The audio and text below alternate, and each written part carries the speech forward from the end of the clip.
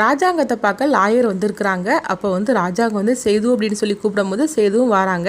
உடனே வந்து என்னப்பா அப்படின்னு சொல்லி கேட்கும்போது, இங்கே பாரு, விவாகரத்துக்காக வந்து எல்லாமே அவர் ரெடி பண்ணி கொண்டுட்டு வந்திருக்கிறாரு, இதில் இன்னும் ஒரு கையெழுத்து போட்டால் போட்டு போகிறோம் அப்படின்னு சொல்லவும் சேதுவும் கையெழுத்து போடுறதுக்காக போகிறாங்க. அப்போ இதை பார்த்துட்டு ஈஸ்வரி, சாவித்திரி, தாமரை அவங்களாம் ரொம்பவே சந்தோஷப்பட ஆரம்பிச்சிருந்தாங்க.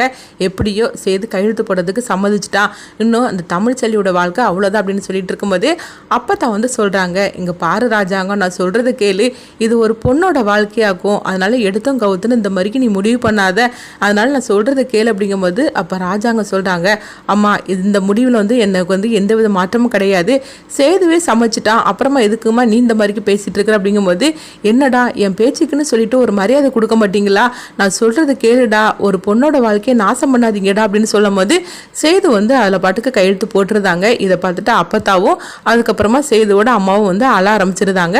நம்மளால எதுவுமே சேது தடுக்க முடியல அப்படின்னு சொல்லிட்டு அப்பதான் வந்து அழுதுகிட்டு இருக்கிறாங்க. அடுத்து சவுந்தர பாண்டியை தான் கட்டுறாங்க.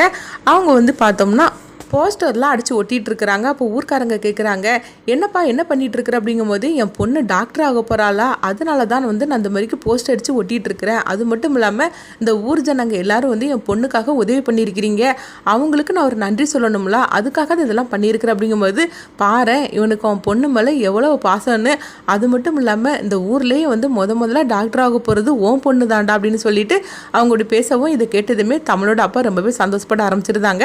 அடுத்த நாள் ஆனது பார்த்தோம்னா தமிழ் வந்து காலேஜுக்கு போகிறதுக்காக கிளம்பவும் உடனே தமிழை பார்த்துட்டு அவங்க அம்மா பாட்டி எல்லாரும் ரொம்பவே சந்தோஷப்பட்டுட்டு இருக்கிறாங்க.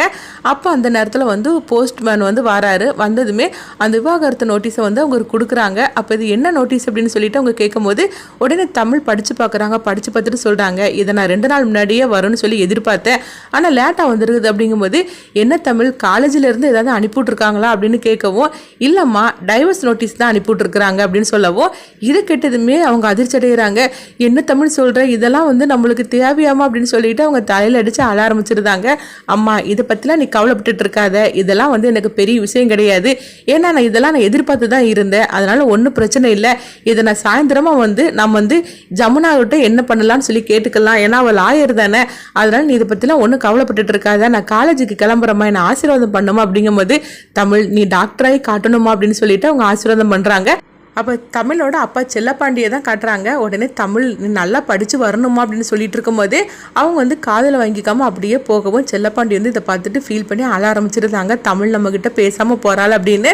அடுத்ததாக பார்த்தோம்னா சேது தூங்கிட்டு இருக்கிறாங்க. அப்போ அவங்க அம்மா வந்து கனவுல வராங்க, நீயும் தமிழும் பிரிஞ்சிடக்கூடாது சேது அப்படின்னு சொல்லிட்டு அவங்க கண் கலங்கி அழுறாங்க.